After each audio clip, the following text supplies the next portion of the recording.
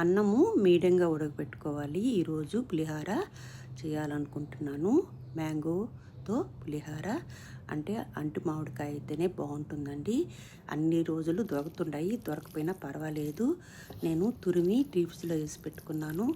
కావాల్సినప్పుడు కొంచెం కొంచెం తీసుకొని పులిహోర చేసుకోవాలనే ఉద్దేశంతో దీనికి అల్లము కంపల్సరీ, ఇంగవ, అల్లం అనేది కంపల్సరీ, పచ్చిమిరపకాయ, ఎండుమిరపకాయ ఏవైనా వేసుకోవచ్చు.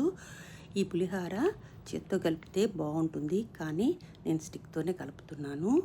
వేరుశనగపప్పులు, జీడిపప్పులు అనేవి మనము లాస్ట్లో తినే ముందు వేసుకుంటే చాలా క్రిస్పీగా బాగుంటాయి.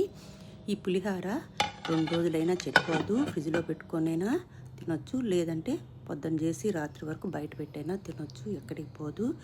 దీన్ని ఎక్కువ ఉంటే ఫ్రిడ్జ్లో పెట్టుకుని నెక్స్ట్ డే కూడా చేసుకోవచ్చు.